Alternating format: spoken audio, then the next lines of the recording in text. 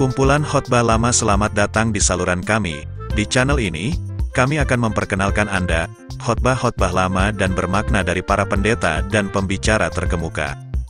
Ini adalah pelajaran abadi yang tidak lekang oleh waktu dan menginspirasi hidup kita.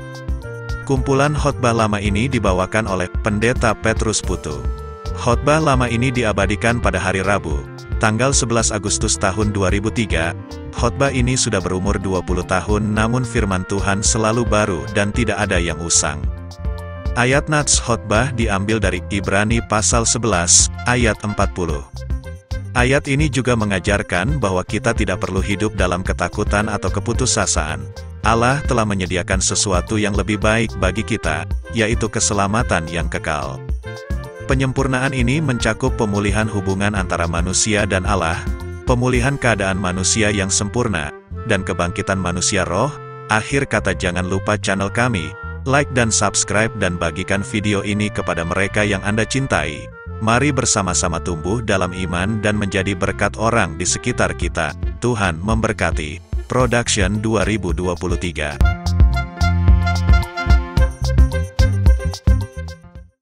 Shalom. Kita bersyukur pada malam hari ini Allah akan berbuat sesuatu untuk setiap saudara.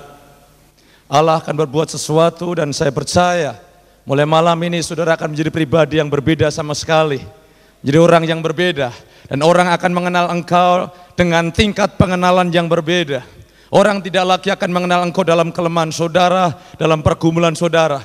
Tapi orang akan mengenal engkau setelah malam ini, akan mengenal kemuliaan Allah akan memancar melalui setiap kehidupan saudara.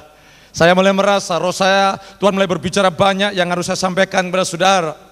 Saudaraku yang kekasih, kita perlu menangkap hari ini, apa yang sedang terjadi di alam roh.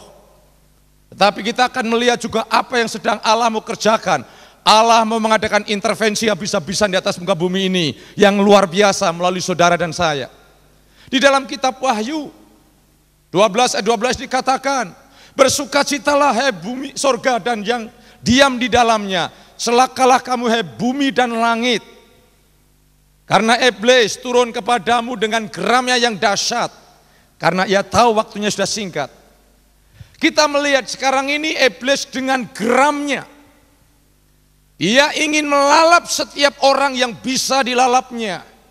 Dengan teknologi yang canggih, iblis memakai segala macam cara, dengan segala macam keadaan dan dosa ingin menghancurkan umat manusia. Yang kedua, kondisi yang kedua di dalam 2 Timotius 3 dikatakan, pada hari yang terakhir terjadi masa yang sulit. Manusia lebih mencintai hawa nafsu, itu adalah efek dosa. Tetapi jangan takut. Sekalipun iblis geramnya yang dahsyat turun di atas muka bumi, Allah ingin memakai saudara untuk menghentikan pekerjaannya. Tuhan ingin panggil saudara dan saya untuk menghentikan pekerjaan setan dan untuk menghentikan efek dosa dan sekaligus menghadirkan kerajaan Allah di atas muka bumi ini. Amin. Saya ingin sore hari malam hari ini kita mau betul-betul bersungguh-sungguh karena ada hukum yang berkata Allah matanya menjadi seluruh muka bumi dan siap melimpahkan kekuatannya kepada orang yang bersungguh-sungguh hati. Makanya pada waktu engkau bersungguh-sungguh dan engkau bisa membuktikan engkau orang yang bersungguh-sungguh, maka Allah tidak pelit. Dia akan siap limpahkan kekuatannya sehingga engkau akan menjadi pribadi yang bisa menghentikan pekerjaan iblis dan efek dosa. Dan akhirnya menghadirkan kerajaan Allah di atas muka bumi ini. Saudaraku, itu yang Tuhan mau rencanakan. Sampai doa Bapa kami perlu kita tangkap. Jadilah kehendakmu di bumi seperti di sorga. Berarti Tuhan ingin saudara dan saya hidup dalam keselarasan keteraturan ilahi. Dan kita juga akan membuat lingkungan kita ada di dalam keteraturan ilahi. Allah ingin hidup kita ini mempresentasikan Kristus. Sampai dimanapun saudara berada, pekerjaan iblis dihentikan, efek dosa dihentikan, dan kerajaan Allah kita nyatakan. Dan akibatnya apa? Sesuatu yang ilahi akan terjadi di kota Cirebon, dan Cirebon penuh dengan kemuliaan Allah, karena malam ini engkau diubah oleh tangan Allah. Kalau saya menangkap sebetulnya Allah cukup satu orang. Allah bangkitkan Martin Luther dan reformasi menguasai seluruh dunia. Allah bangkitkan John Wesley. Dan apa yang terjadi? Sesungguhnya di Inggris akan terjadi perang saudara. Karena bangkitnya seorang hamba Allah ini, akhirnya kerajaan Allah turun. Dan seorang hamba Allah ini menghentikan pekerjaan iblis dan menghentikan efek dosa, sehingga Inggris diselamatkan dari perang persaudaraan. Dan hanya satu orang. Lah kalau sekian orang, sekian banyaknya ini, malam ini Allah bangkitkan saudara. Saya percaya bukan Cirebon yang akan diberkati Allah, tetapi Indonesia akan diberkati Allah. Ini penyakit SARS sedang ramai-ramainya di Singapura dan Malaysia. Saya akhir bulan ke Malaysia 1 minggu. Tapi saya punya iman, di mana saya berada, itu sakit penyakit, itu virus tidak tahan. Sebab apa? Saya dan saudara adalah mewakili Allah di atas muka bumi ini. Waktu saya tangkap, waktu Tuhan mau bawa saya masuk dalam dimensi apostolik dan profetis, saya betul-betul mengalami satu perubahan yang luar biasa. Dan dinamika pelayanan itu betul-betul mengubah banyak orang. Dan hari ini, saya ingin setiap saudara mempersiapkan membuka hati untuk menerima sentuhan Allah. Saya melihat Allah mau mengadakan intervensi kepada dunia ini melalui saudara dan saya. Coba kita lihat di dalam kitab Ibrani pasal 11. Kita ini dalam posisi yang sangat luar biasa. Jangan takut dengan geramnya iblis. Jangan takut dengan geramnya iblis. Karena kita tahu iblis sudah dikalahkan 2000 tahun yang lalu, amin. Iblis sudah dikalahkan. Dan kita lihat posisi kita di dalam Ibrani pasal yang ke-11 ayat yang terakhir. Suatu yang sangat luar biasa.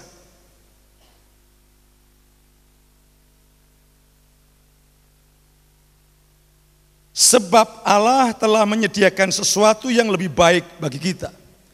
Tanpa kita mereka tidak sampai kepada kesempurnaan. Ini posisi rohani yang harus kita masuki. Tuhan menyediakan sesuatu yang lebih baik dalam era kita.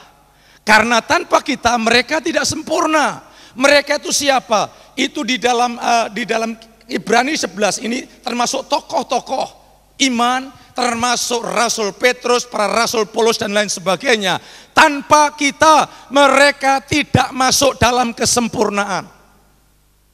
Berarti kita ini generasi yang sangat menentukan. Makanya kalau saudara baca Ibrani 12 ayat yang pertama, banyak saksi di panggung surga. Abraham, Daud, Musa, Rasul Paulus, Petrus, dia selalu memberikan sorak-sorai dan diperkatakan, hei umat Tuhan di persekutuan doa eklesia, maju, maju, tanpa engkau kami tidak masuk dalam kesempurnaan. Apa maknanya bagi saudara dan saya? Ternyata pekerjaan Tuhan itu bukan seperti sebuah pertandingan lari tunggal, tetapi pekerjaan Tuhan itu seperti lari estafet. Dulu rasul-rasul telah memulai, setelah rasul mati diganti generasi selanjutnya, diganti generasi selanjutnya. Tapi sayang, abad mulai kedua, ketiga, keempat, kelima, keenam, justru gereja makin turun. Dan saudaraku, di sini dikatakan Tuhan, sebab Allah telah menyediakan sesuatu yang lebih baik. Kita harus tangkap. Kalau rasul-rasul dulu, pelayanannya menghasilkan satu kegerakan yang luar biasa. Menghasilkan satu kedahsyatan yang luar biasa. Mengapa kita sekarang tidak? Seharusnya posisi kita harus lebih dahsyat daripada para rasul. Mengapa? Karena dosa pada waktu itu masih biasa. Dosa tidak sejahat sekarang ini. Dosa pada waktu itu belum canggih. Sekarang ini kejahatan sudah masuk dalam keluarga. Melalui televisi, melalui gambar-gambar, iklan-iklan, sesuatu yang tidak pantas kita lihat. Begitu banyak macam dosa dikemas. Kalau kita tidak setidak-tidaknya memiliki standar kuasa yang diperagakan dalam zamannya para rasul, jemaat Tuhan akan menjadi korban. Tetapi saudara, saya kasih tahu, hari ini, mulai malam hari ini, engkau tidak lagi menjadi korban situasi, engkau tidak lagi menjadi korban keadaan, tapi engkau menjadi agen perubahan. Satu-satunya yang diandalkan Tuhan untuk menghentikan pekerjaan setan dan efek dosa adalah gerejanya, yaitu saudara dan saya. Dan mari kita akan lihat di sini sesuatu yang lebih baik, demonstrasi kuasa itu harus kita nyatakan di atas muka bumi ini, karena tugas tujuan kita adalah menghadirkan kerajaan Allah. Dan bagaimana saudara mengalami perlindungan Allah yang sempurna? Bagaimana saudara mengalami kemenangan mutlak hari lepas hari? Sederhana, hiduplah untuk kerajaan Allah. Hiduplah untuk kerajaan Allah sampai menggenapkan doa, jadilah kehendakmu di bumi seperti di surga. Pada waktu saudara hidup bagi kerajaan Allah, perlindungan Allah sempurna terjadi dari saudara.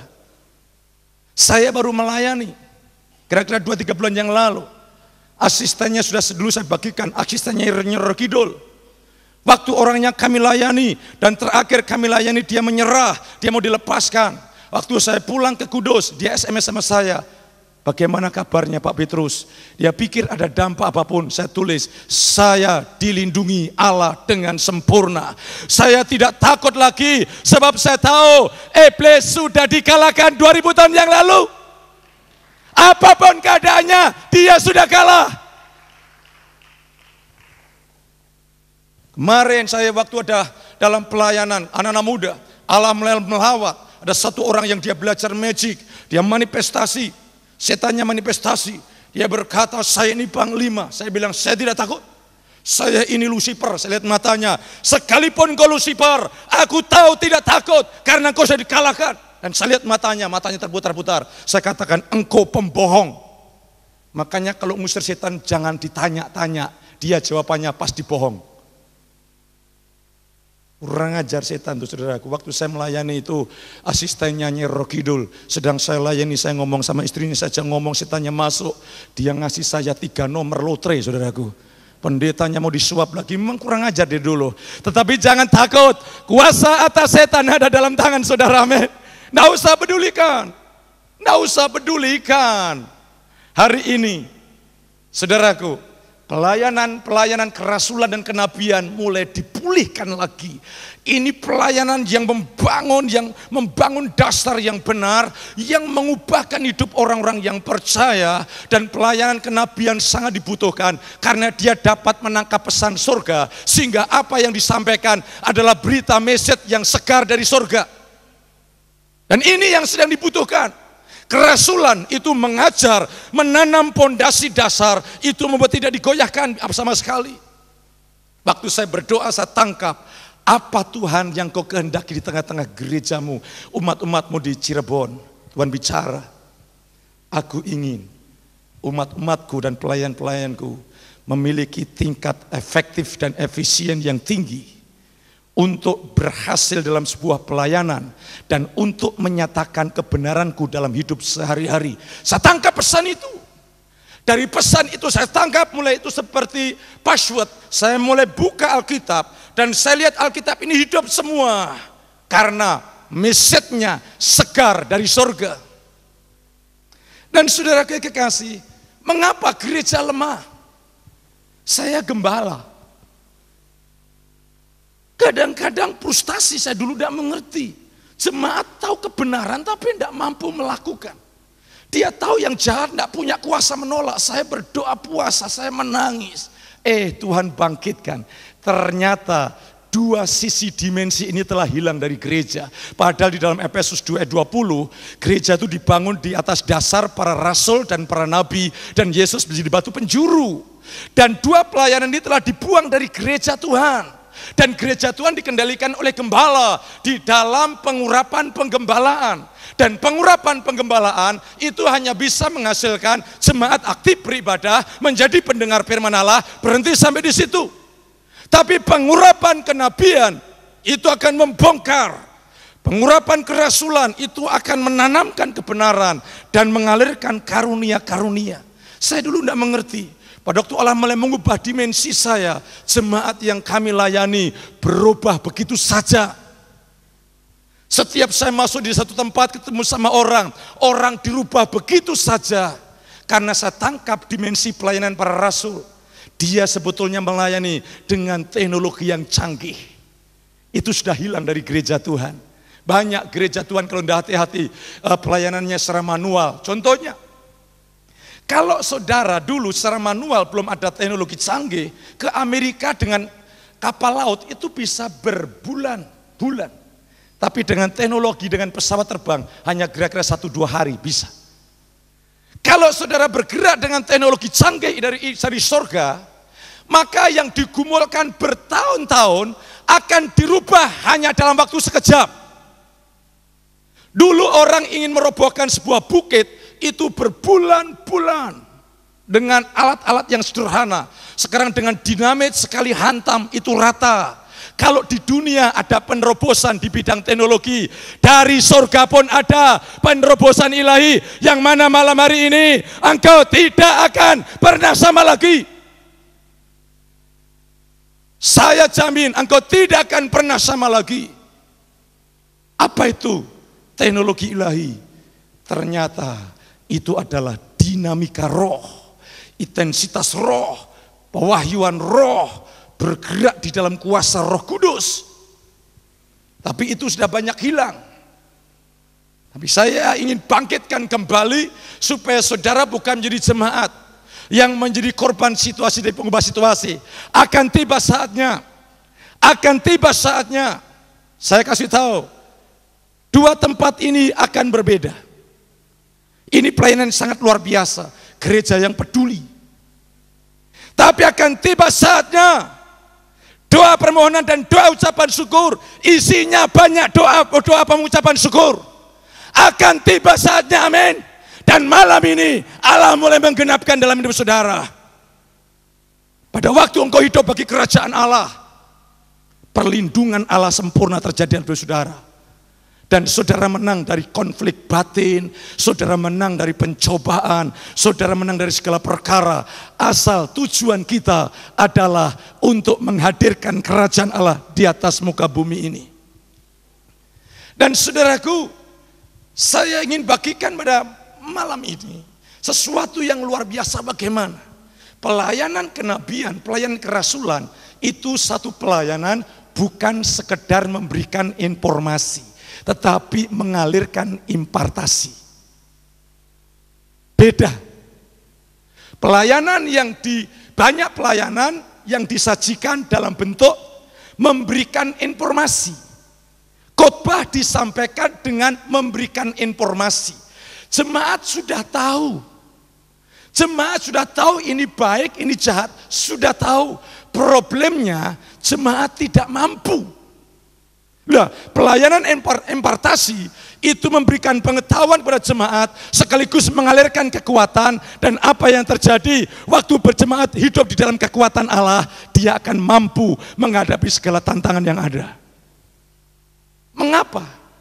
Saudara minggu-minggu kemarin ada dalam pergumulan. Saudara kalah dengan pencobaan ini, kalah dengan pencobaan itu. Saya mau kasih tahu. Karena engkau menghadapi dengan kekuatan saudara sendiri. Tapi pada malam ini waktu saya menyampaikan firman Allah, saya mendoakan, saya mulai mengalirkan impartasi. Dan mulai malam hari ini, karena engkau tidak lagi hidup dalam kelemahanmu, engkau tidak hidup dalam keberadaanmu, tapi karena malam ini, mulai malam ini, engkau hidup dalam kekuatan Allah, maka engkau tidak terkalahkan lagi. Engkau tidak bisa dikalahkan lagi. Karena waktu saya berdoa, saya menyampaikan firman Allah, saya berdoa, saya mengimpartasikan kuasa Allah. Dan mulai malam ini, engkau tidak ada di dalam kelemahanmu, engkau ada di dalam kekuatan Allah. Waktu dimensi kita berubah di situ, berubah.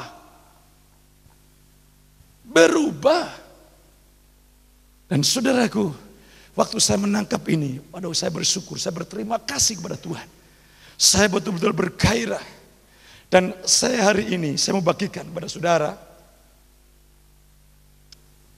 makna impartasi. Kalau orang tua, dia kerja keras, dan dia memiliki kekayaan, memiliki warisan. Saya mau tanya, kalau Kalau warisan itu diberikan kepada anaknya, saya mau tanya, anaknya kerja enggak? Kalau anaknya menerima warisan kerja enggak? Yang kerja orang tuanya. Saya untuk mendapatkan dimensi ini jatuh bangun habis-habisan, saudaraku. Dan saya mendapatkan kekayaan untuk dinamika roh. Dan yang luar biasa, malam ini saya bagikan total kepada saudara. Tanpa engkau bekerja, engkau menerima akibatnya. Apa yang terjadi di dalam saya pindah kepada saudara. Saya menang, engkau menang. Saya menang mutlak, engkau menang mutlak. Dan itu terjadi begitu saja. Padahal itu saya menangkap sesuatu yang luar biasa. Saya mulai berdoa, Tuhan, mulai Tuhan kirimkan anugerah-Mu banyak-banyak jemaat-Mu. Karena pada Rabu ini Tuhan, mereka tidak mendengar informasi, mereka mengalami impartasi. Kirimkan Tuhan. Karena apa? Saya rindu, saya mengimpartasikan kekayaan rohani saya bagikan bagi saudara. Dan pelayanan para rasul itu dahsyat sekali. Timotius, bayangkan, di bawah bimbingan Rasul Paulus. Paulus katakan, kobarkan karunia Allah yang padamu dengan penumpangan tanganku. Dia dilayani, diimpartasi. Apa yang terjadi?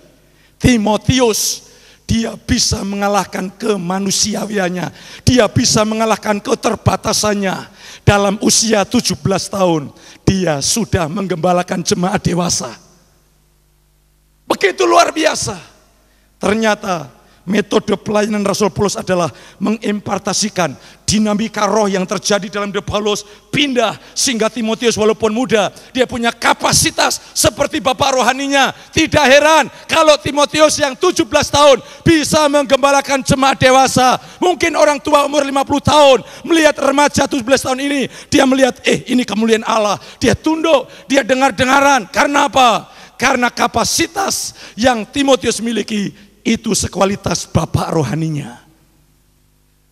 Dan hari ini yang luar biasa, hanya semalam kualitas yang saya miliki juga saudara miliki, amin. Mari kita berikan kemuliaan bagi dia. Akibatnya saudara tidak terkalahkan lagi. Dan saya mau katakan di dalam nama Yesus, ini sebuah nubuatan. Mulai malam ini pergumulanmu berhenti. Mengapa engkau bergumul? Karena engkau bergumul dengan kekuatanmu. Pada waktu engkau mulai malam ini sadar engkau hidup dengan kekuatan Allah, tidak perlu bergumul lagi. Engkau tinggal menangkap, menerima, mengalami. Karena firman Allah berkata, apa yang Bapak punya, aku punya. Hari ini kita mau tangkap bagaimana rahasianya. Malam ini nanti saya mau ajak praktek saudara. Dan setelah saya ajak praktek, saudara mulai terapkan di dalam hidup sehari-hari. Satu tips bagi keluarga. Bagaimana keluarga saudara dirubah? Nggak usah banyak bicara, istri, anak-anak dirubah. Bagaimana metodenya? Sederhana. Khusus bapak-bapak. Firman Allah berkata, suami itu adalah kepala. Waktu saya berdoa dengan Roh Kudus, saya berdoa dengan bahasa roh, saya berdoa dengan agresif. Roh Kudus mengajar. Ternyata kepala itu artinya otak. Kalau otaknya rusak, stroke. Kalau otaknya ini perintahnya kotor, seluruh anggota tubuhnya kotor. Jadi kalau ingin keluarga saudara bangkit, khusus bapak-bapak bangkit. Maka anggotamu, anak-anakmu, seluruh anggota keluarga berubah dengan sendirinya. Saya tidak mendoktrin istri saya, tapi saudara lihat 2:30 pagi, jam 2 pagi sudah dibangunkan Tuhan, dia berdoa terus dengan agresif. Dia mulai mendapatkan penyataan-penyataan kebenaran yang luar biasa. Dari mana? Suaminya berubah dimensinya. Dan saya tidak banyak merekayasa, itu terjadi dengan sendirinya. Dan kepala, ini suami ini kepala. Kalau kepalanya baik, kepalanya bersih, seluruhnya bersih. Dan hari ini saya ingin ajak saudara untuk melihat teknologi itu saudara gunakan, saudara terapkan dalam hidup saudara. Saya jamin malam hari ini adalah sebuah momentum yang luar biasa, titik balik. Engkau tidak akan pernah sama lagi. Firman Allah berkata, perbaharuilah akal budimu supaya engkau dapat mengerti kehendak Allah. Itu dari kata Yunani metamorphosa. Metamorphosis di dalam bahasa Indonesianya. Itu artinya perpindahan. Saudara bayangkan, kalau dari ulat berubah jadi kupu-kupu, saya mau tanya, Bisa enggak dia mundur dari kupu-kupu mundur jadi ulat? Enggak bisa. Berarti karena malam ini sudah diberi terobosan oleh Tuhan. Karena malam ini sudah diberikan oleh terobosan. Dan engkau dibawa dari satu kemenangan pada kemenangan yang lain. Saya mau katakan, engkau mulai malam ini tidak bisa mundur lagi. Yang bisa hanya maju, maju, maju, dan maju, dan maju. Kalau engkau bisa mundur itu hanya karena tipu daya setan. Dan jangan dengar dia. Dan saudaraku, pengalaman rohani naik turun itu tidak normal. Saya kasih tahu. Karena Amsal 4:18 berkata demikian, jalan hidup orang benar itu seperti cahaya fajar yang kian bertambah terang hingga rembang tengah hari. Sehingga yang normal perjalanan saudara adalah terus dari satu hari ke satu hari, terus setiap hari mengalami terobosan. Hebatnya para rasul, dia bisa membuat jemaatnya mengalami terobosan sendiri setiap hari. Dan teknologinya mau saya bagikan bagi saudara, engkau bisa mengalami terobosan setiap hari. Engkau bisa menciptakan terobosan setiap hari. Akibatnya, saudara dan saya, kehadirannya adalah mewakili surga. Karena Yesus berkata, sebagaimana Bapa mengutus aku, demikian juga aku mengutus kamu. Dan ternyata saudara dan saya adalah duta kerajaan Allah. Mari kita buka rahasianya di sini, Daniel pasal 6. Kita mau tangkap sesuatu, kitab Daniel.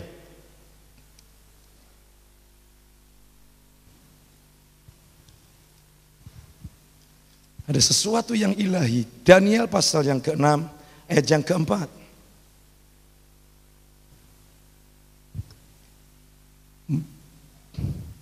Saya ingin bacakan.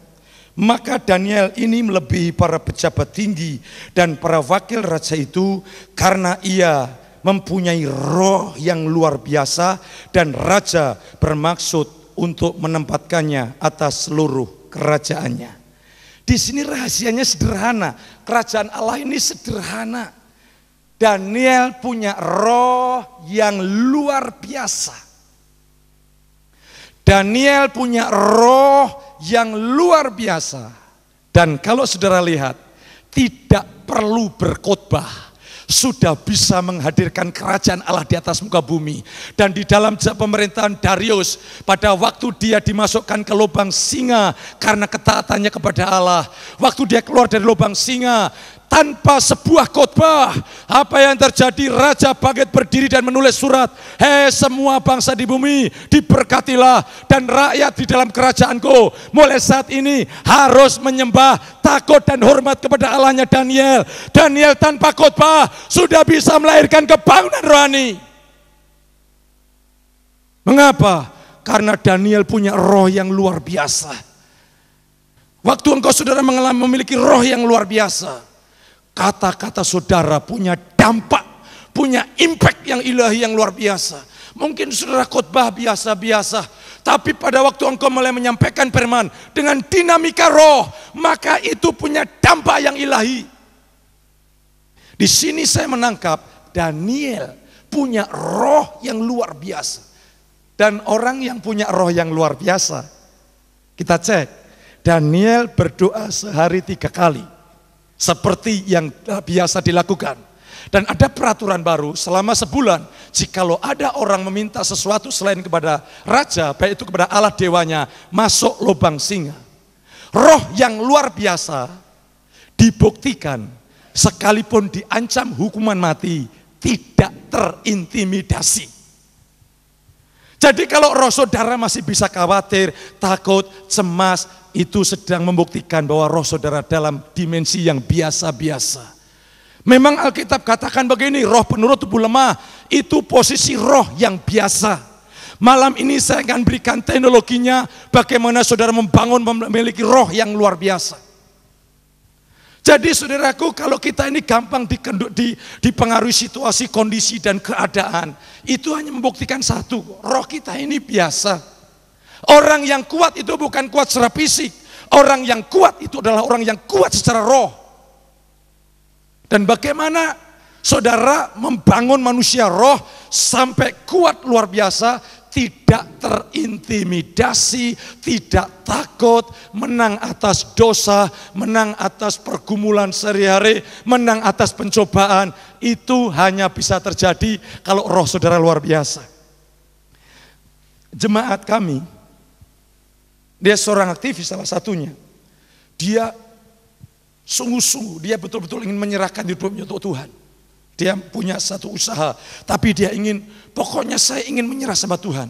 Tetapi yang digumulkan apa? Saudara tidak, anak teman saya ini tidak bisa melepaskan dari kedagingan hawa nafsu. Dia terus jatuh bangun. Akhirnya saya waktu dirubah oleh Tuhan, saya katakan, jangan kau lawan dosa itu. Bangunkan manusia rohmu sampai engkau kuat, maka engkau akan dengan sendirinya bisa mengatasi dosa, kedagingan dan hawa nafsu. Waktu rohnya mulai bangkit, apa yang terjadi saudaraku? Loh Pak Petrus, tahu-tahu saya bisa menang itu atas dosa. Saya bisa menang atas pergumulan.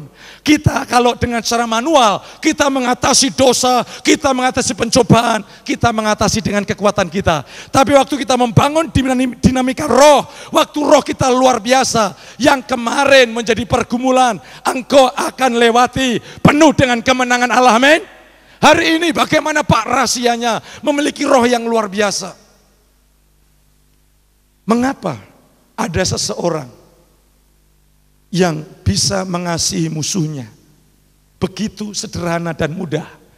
Tapi yang lainnya, untuk mengalami mengasihi musuh atau orang yang melukai, sampai dia berbulan-bulan bergumul.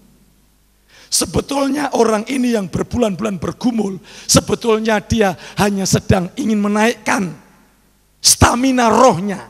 Tapi karena belum tahu, dia berjuang berbulan-bulan. Tapi saya kasih tahu, itu teknologi manual. Dan apa yang dapat kau kerjakan dengan teknologi canggih, yang berbulan-bulan bertahun-tahun, bisa kau kerjakan hanya semalam. Pergumulan yang sudah berbulan-bulan hanya selesai cukup semalam. Orang mulai berangkat ke Amerika naik kapal laut bisa berbulan-bulan dengan teknologi canggih, apalagi dengan pesawat superjet, cuma 1 hari. Apakah surga tidak punya teknologi canggih? Sama punya. Dan saudara yang kasih, apa caranya? Milikilah roh yang luar biasa, supaya saudara dapat menghadirkan kebenaran dalam hidup sehari-hari. Jadi untuk taat, untuk menang atas pergumulan, menang atas konflik batin, itu hanya satu, menguatkan manusia roh, tidak ada yang lain. Waktu manusia roh saudara kuat, luar biasa, ilustrasi. Mungkin saudara tidak kuat angkat beban, mungkin kuatnya cuma 10 kilo. Waktu saudara diberi suruh ngangkat 11 kilo, 12 kilo, saudara jatuh tidak kuat. Caranya apa? Saudara menguatkan stamina, sampai kekuatan stamina saudara, fisik saudara bisa mengangkat 25. Pada waktu saudara bisa mengangkat 25 kilo untuk mengangkat 12 kilo, yang kemarin sebelumnya engkau jatuh, sekarang engkau bisa begitu saja. Waktu engkau punya stamina roh yang luar biasa, yang kemarin, minggu-minggu kemarin merupakan pergumulan yang tidak habis-habisnya. Begitu roh saudara luar biasa, engkau bisa lewati begitu saja. Sebab tujuannya adalah untuk menghadirkan kerajaan Allah dan kuasa Allah. Saya ketemu suatu saat mau pelayanan di Magelang, ketemu seorang ibu dari Jakarta.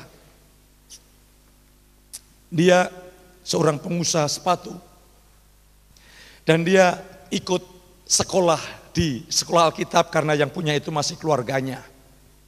Sebulan Tuhan bicara sama saya, belum dapat ada apa-apa. Saya datang sama istri saya pagi-pagi, saya ngomong, Tuhan mulai bicara sama saya kasihkan firman. Akhirnya suami istri saya suruh duduk, Bu, duduk. Ibu minta ampun sama suami mengampuni, saya doakan. Tuhan bicara, sebulan di sini ibu belum dapat apa-apa, tapi hari ini lepas. Dan apa yang terjadi? Begitu saja dia berkata, selama rumah tangga saya Pak, saya konflik dengan suami saya terus. Tapi hari ini lepas begitu saja. Mengapa? Karena saya memindahkan apa yang ada pada saya, pindah. Karena rumah tangga saya tidak dalam posisi konflik, saya pindahkan itu kepada yang saya layani. Dan terjadi perubahan. Yang tadinya digumulkan kalah. Tapi setelah saya mulai bagikan, impartasikan roh, mereka itu hidup dalam kekuatan Allah. Mereka mengalami kelepasan begitu saja. Dan saudaraku, hari ini, saudara yang bergumul untuk rumah tangga, Tuhan bicara sebagian besar saudara banyak kalah dalam konflik batin. Banyak kalah dalam pencobaan sehari-hari.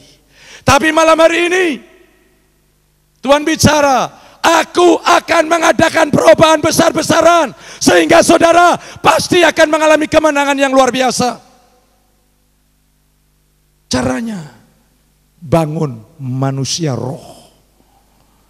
Yang memiliki roh yang luar biasa. Caranya bagaimana? Saudaraku, pada waktu kita lihat 1 Tesalonika pasal yang kelima.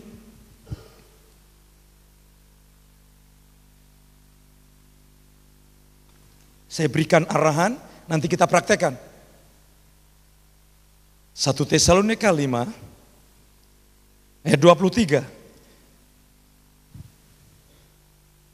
Semoga Allah damai sejahtera menguduskan kamu seluruhnya, dan semoga roh, jiwa, dan tubuhmu terpelihara sempurna dengan tak bercacat pada kedatangan Yesus Kristus Tuhan kita. Saya dulu punya indikasi kena gula. Saya cek pada waktu saya capek dalam pelayanan, saya capek 250. Saya ketemu pendeta Andrew, itu rekan saya yang akrab. Pak, saya itu bohong, dia bilang. Lupain, jangan berlaku. Saya mulai rame, tidak berlaku, tidak berlaku, tidak berlaku. Dan penyakit gula itu tidak bisa sembuh. Itu kata dokter. Bagi Tuhan tidak ada perkara yang mustahil, amin. Sebab yang saya tahu, oleh bilur-bilurnya kamu telah sembuh. Saya cek normal. Dan bagaimana saudara juga mengalami kemenangan hari lepas hari. Kita mau melihat, di sini Tuhan ingin roh, jiwa, tubuh kita ini sempurna. Manusia yang diciptakan segambar dengan Allah. Allah adalah roh, berarti hakikat saudara yang sesungguhnya roh atau tubuh? Roh. Kalau tubuh mati jadi debu tanah, rohnya kekal. Tapi sekarang kita seimbang enggak? Coba kita seimbang, kita cek dulu. Kita lebih memperhatikan roh atau tubuh? Kita investasikan uang kita, waktu kita untuk merawat tubuh atau merawat roh? Jujur.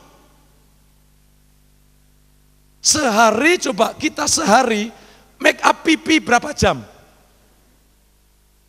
Tapi merawat roh berapa jam?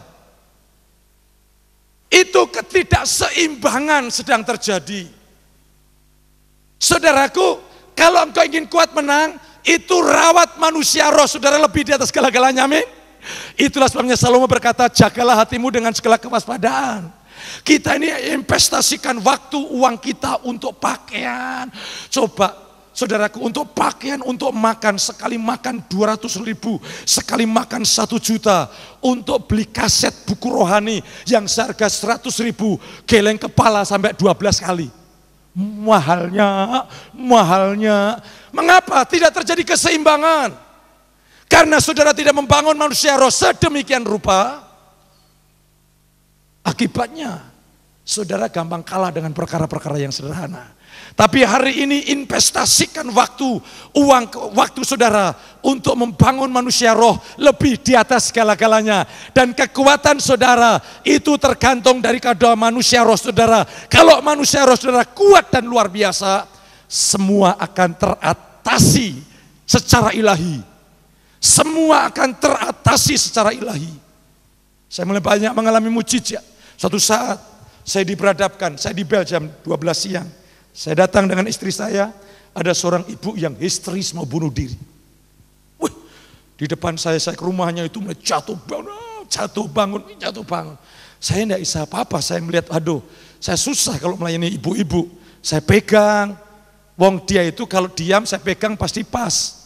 Lah kalau saudara bergerak-gerak, kalau saya pegang tidak pas kan cilaka saya.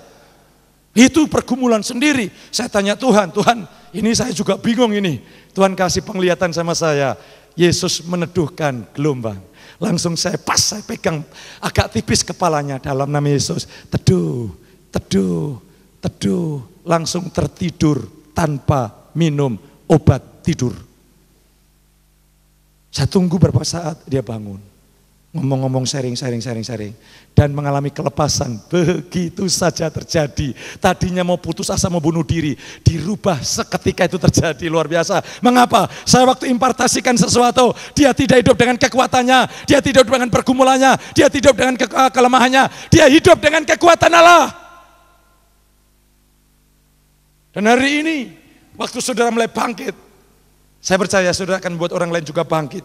Roh saudara harus luar biasa, harus dalam kondisi menyala-nyala. Itulah sebabnya Paulus berkata, hendaklah rohmu menyala-nyala. Saudaraku, saya mau katakan saya punya komitmen, saya mau kehilangan segala sesuatu, asal satu tidak, saya tetap memiliki roh yang menyala-nyala. Karena disitulah sebetulnya kondisi saya. Kalau saya tetap memiliki roh yang menyala-nyala, saya katakan tidak akan terkalahkan oleh apapun, situasi apapun, keadaan apapun. Saudara akan mengalami kemenangan kalau kau punya roh yang tetap menyala-nyala.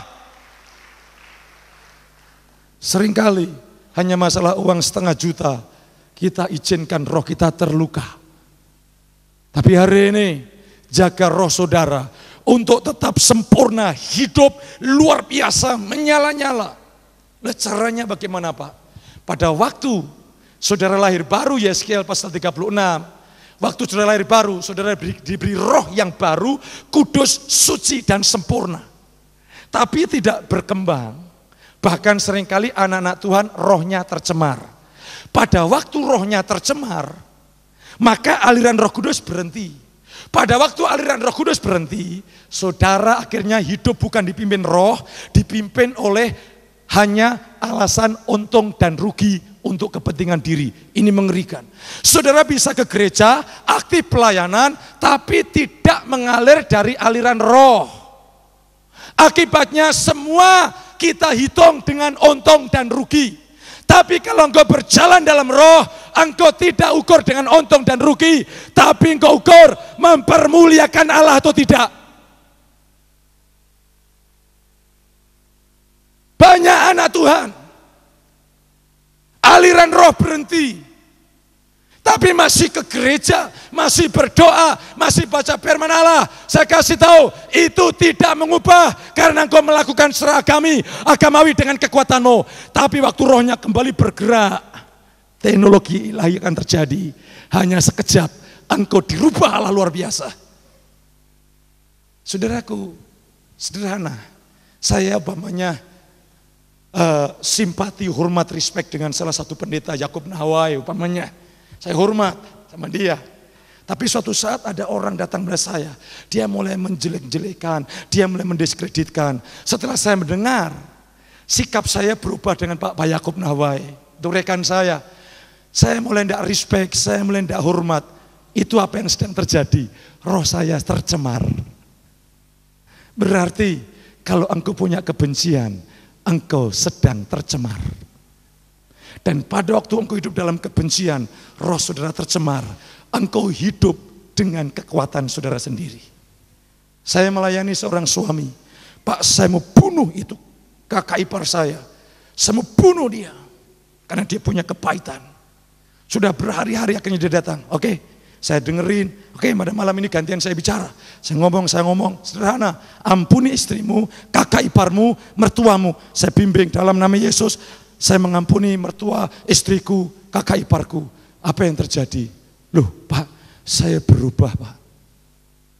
Hari ini saya punya teknologi canggih. Ya. Dulu, kalau orang operasi waktu belum ditemukan obat bius, itu orang diberi mabuk anggur. Sehingga operasi itu penyiksaan. Tapi dengan teknologi canggih, tidak sakit. Sekarang pelayanan kita juga teknologi canggih. Kalau orang luka, orang sakit, dia konseling sama saya, cukup 10 menit selesai. Dulu enggak, waktu saya belum mengerti, bisa berjam-jam pakai tisu. Sehingga terpaksa pendeta harus banyak menyediakan tisu. Nangis, kasih tisu. nangis, kasih tisu. Sekarang 5 menit selesai. Kalau ada orang pahit, saya katakan begini, Ibu mau sembuh hari ini atau minggu depan? Wah, enggak bisa Pak, enggak bisa Pak. Bukankah saya boleh seperti dokter? Ibu boleh pulang, ganti pasien yang lain. Dokter berani berkata begitu, mengapa pendeta tidak? Tapi Pak, hari ini Pak saya mau sembuh, gampang, saya tuntun pengampunan, selesai, pulang, pasti sembuh. Jadi kepahitan itu hanya sederhana, ampuni orang itu, amin. Jadi saya mulai tangkap teknologi yang canggih, enggak banyak buang waktu, tetapi pelayanannya efektif luar biasa. Dan saudaraku, melayani pelepasan sederhana. Setan jangan diusir.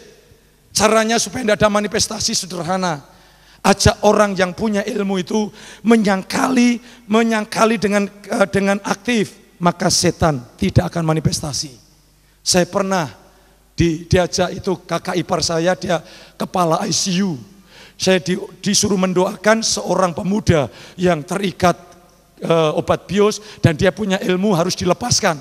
Saya pikiran saya, kalau saya lepaskan ada manifestasi, padahal alat-alat batu jantung semua ada, saya bisa disalahkan.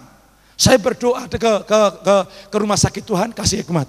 Saya punya hikmat. Di depan anak itu katakan, setan, aku minta engkau tidak perlu manifestasi, aku minta engkau keluar dan tidak ada manifestasi. Saya tuntun orang itu, setannya keluar, tidak ada manifestasi. Dan sekarang jangan sampai kita seksa. Jangan sampai kita seksa itu jemaat. Tapi secepat mungkin, hasilnya semaksimal mungkin. Itu hanya bisa dilakukan oleh orang yang punya teknologi yang canggih. Dengan karunia hikmat, dengan karunia marifat, kita bisa menangkap akar permasalahannya. Ambil 15 menit, selesai. Dan kalau ada satu orang, konseling saya 2-3 kali dalam masalah yang sama, saya mulai perdarikan, yang salah saya atau orang itu yang salah, atau sengaja setan kirimkan orang itu supaya fokus saya yang cuma seseorang, saya tidak bisa berfokus untuk dunia ini. Hari ini bagaimana membangun manusia roh? Jangan tercemar, ampuni orang yang melukai engkau. Dan setelah kita tidak tercemar, bagaimana cara membangun? Kita buka 1 Korintus pasal 14. Ini luar biasa saudaraku, ini sudah miliki. Cuma saya ingin teguhkan. 1 Korintus pasal yang ke-14.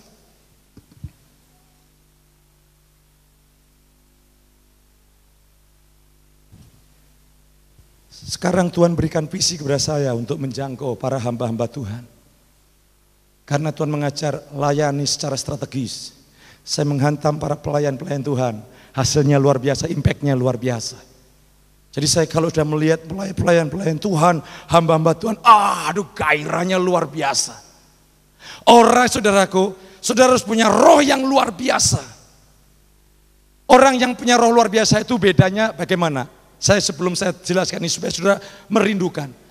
Itu waktu Goliat ada, Saul, seluruh tentara-tentara profesional takut menghadapi Goliat. Tapi orang yang punya roh yang luar biasa, Daud, seorang yang masih remaja, semua takut sama Goliat, tapi roh Allah memberikan kekuatan. Dia bergairah untuk membinasakan musuh Allah. Kalau bedanya engkau ini roh saudara kuat atau lemah. Kalau engkau lemah, menghadapi masalah terintimidasi. Tapi kalau roh saudara kuat, menghadapi tantangan, saudara kata, tak makan itu masalah. Tak kalahkan itu masalah dengan kuasa Allah. Yang membedakan adalah kualitas roh saudara. Kita semua punya masalah. Tetapi saya waktu melihat ada tantangan begitu, hati saya mulai berkobar. Tak habisin itu masalah. Apa yang membedakan? Roh saya luar biasa. Dan caranya kita lihat 1 Korintus pasal yang 14. Tetapi siapa yang bernubuat, ia membangun jemaat. Di sini saudaraku, membangun manusia roh, oikodomeo dari bahasa Yunani, membangun. Ini melakukan satu aktivitas yang menghasilkan peningkatan. Kayak membangun tembok, itu ada materinya, ya, ada bata, ada semuanya dibangun dan itu tambah tinggi, tambah kuat, tambah lebar. Jadi bahasa roh itu satu alat untuk membangun manusia kita menjadi luar biasa. Roh kita menjadi luar biasa, itu berbahasa roh. Lah bahasa roh yang seperti apa? yang menghasilkan dinamika roh yang luar biasa. Seperti bahasa roh, seperti apa Pak? Saya sudah berbahasa roh, tidak ada dampaknya. Karena saudara salah mengeterapkannya. Kalau engkau benar, luar biasa. Karena Alkitab katakan begini, Kisah Rasul 1:8, kalau engkau menerima Roh Kudus, kamu menerima kuasa. Kuasa dari bahasa dunamis itu muncul kata dinamit. Waktu engkau berdoa dengan bahasa roh, engkau sedang hidup di dalam dinamit ilahi. Dari kata dunamos muncul kata dinamo, itu menghasilkan kehidupan ilahi. Dari kata dunamos muncul kata dinamika, itu melahirkan dinamika roh, pergerakan roh. Kita pindah dari satu dimensi kepada dimensi yang lain, kepada dimensi yang lain. Dan itu dapat kau alami melalui bahasa roh. Bahasa roh yang seperti apa Pak? Nanti saya membagikan, saya ingin saudara praktek total, tujuannya praktekkan di rumah. Waktu kau praktekkan, tidak ada seminggu saya jamin. Situasi yang kau hadapi berubah total, amin. Berubah total. Lah kita lihat dulu Paulus. Di dalam ayat yang 14 dikatakan, kalau aku berdoa dengan bahasa roh, rohku yang berdoa. Berarti orang yang berdoa dengan bahasa roh, dia sedang membangun manusia roh. Dan ayat yang ke-18, aku bersyukur kepada Allah karena aku berdoa dengan bahasa roh lebih daripada kamu semua. Dalam bahasa Inggrisnya dikatakan more often. Aku bersyukur kepada Allah karena aku berdoa bahasa roh lebih sering dari kamu semua. Ini membuat Paulus tidak terkalahkan. Paulus bisa mengalahkan kemanusiawian. Paulus bisa mengalahkan keterbatasannya. Bayangkan Kisah Rasul menceritakan dia melayani dirajam oleh orang Yahudi. Ingat kalau orang Yahudi merajam seseorang sampai mati. Waktu Paulus mati orang Yahudi pergi. Alkitab mencatat Paulus bangkit berdiri mengebaskan debu. Berarti tidak ada cacat yang menyentuh tubuhnya. Karena memiliki manusia roh yang luar biasa.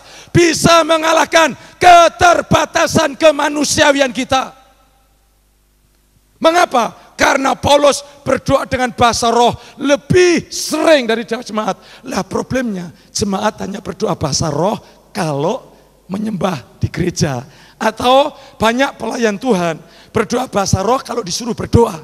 Begitu disuruh berdoa mendadak bingung. Waktu bingung yang diucapkan bahasa roh sambil menyusun kata-kata. Sehingga bahasa roh judulnya bingung. Karena disuruh mendadak, oh Pak ini berdoa. Saudaraku, itu tidak punya makna.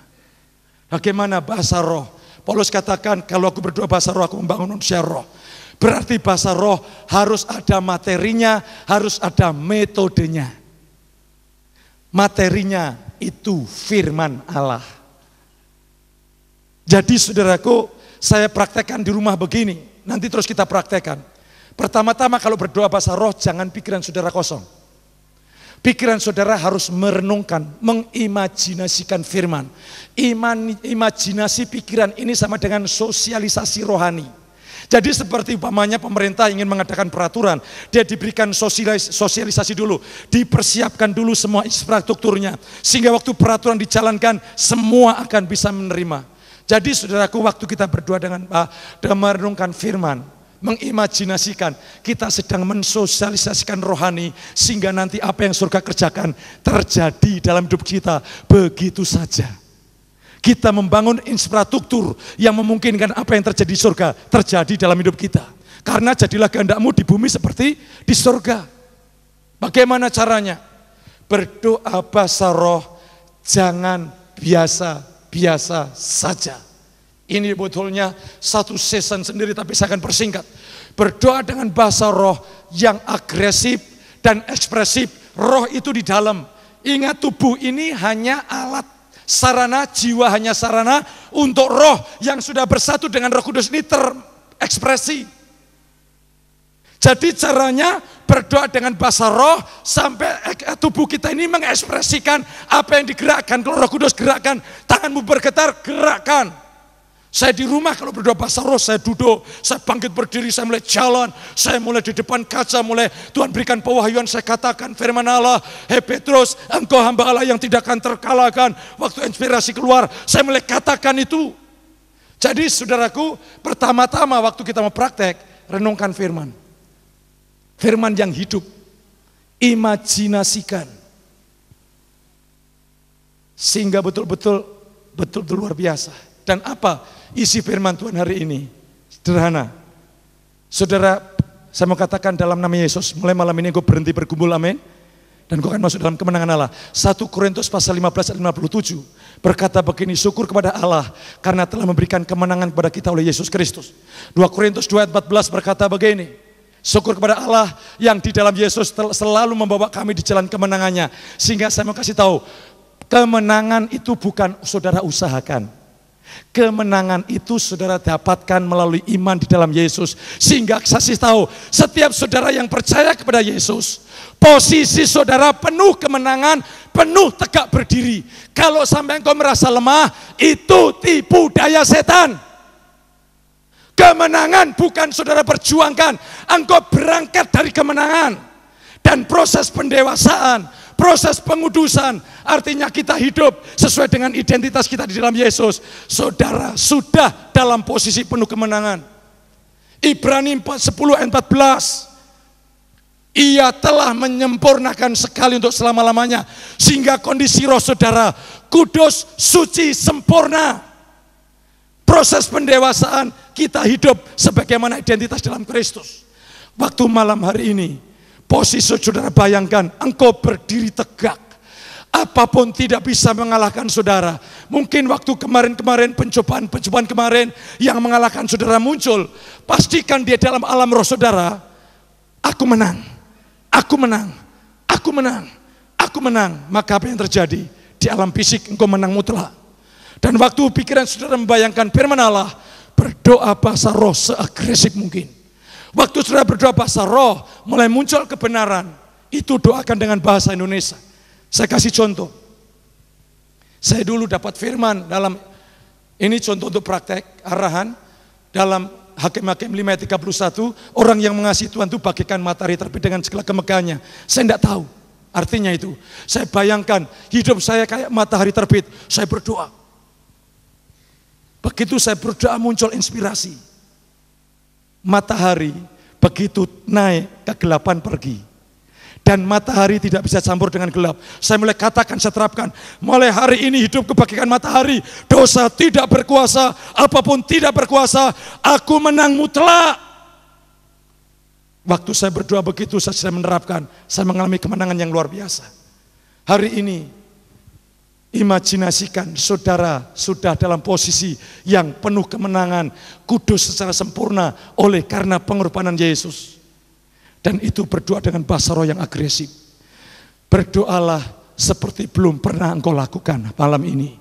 Tujuannya Tuhan berjanji akan membawa saudara dalam terobosan ilahi, amin. Akan membawa saudara dalam terobosan ilahi. Maka malam ini saudara berdoa bahasa roh sebelum pernah, seperti yang belum pernah kau lakukan, seagresif mungkin, dengan saudara mengimajinasikan posisi saya sudah penuh kemenangan. Dan Tuhan berjanji dalam hati saya, Tuhan akan membawa engkau dalam terobosan ilahi yang luar biasa. Akibatnya engkau akan hidup dalam kekuatan Allah, dalam kuasa Allah, sehingga engkau tidak terkalahkan lagi. Sebaliknya, engkau lebih daripada orang-orang yang menang. Mari pada malam hari ini kita mau praktek. Tuhan berjanji akan membawa saudara dalam terobosan ilahi. Karena apa? Karena saudara diberi kuasa untuk menghentikan pekerjaan setan, efek dosa, menghadirkan Kristus dan kerajaannya di atas muka bumi ini. Kita tundukkan kepala sebentar. Kita bayangkan dulu posisi saudara dalam kemenangan. Semua lain daripada itu adalah posisimu tegak berdiri. Di dalam Yesus engkau penuh kemenangan. Di dalam Yesus engkau kudus secara sempurna. Di dalam Yesus engkau suci secara sempurna. Jangan kau mungkin kemarin-kemarin kau jatuh bangun. Lupakan itu. Lihat kebenaran. Hiduplah bukan dengan apa yang kau alami. Hiduplah dengan apa bukan dengan apa yang kau rasakan. Hiduplah dengan apa yang Tuhan firmankan. Lihat dirimu adalah pribadi yang luar biasa. Pribadi yang dahsyat, yang ilahi, yang luar biasa. Dan Tuhan berbicara malam ini, saudara perlu untuk mengampuni beberapa orang pasangan saudara sendiri, supaya rohmu tidak apalagi tidak cemar, bersih. Ampuni orang yang melukai saudara, ampuni saja. Terus pastikan posisi saudara tegak. Pastikan kau mampu mengampuni. Dalam nama Yesus roh pengampunan saya lepaskan. Engkau malam ini mampu mengampuni. Terima kasih Tuhan. Terus terimalah, imajinasikan engkau orang yang berdiri tegak, mutlak, menang mutlak, kudus secara mutlak, suci secara mutlak, bukan oleh perbuatanmu, tapi oleh darah Yesus yang sempurna itu. Terus bayangkan, setelah engkau membayangkan pada malam ini, mari kita sama-sama bangkit berdiri di hadirat Allah. Terima kasih Tuhan. Saya ingin ajak saudara.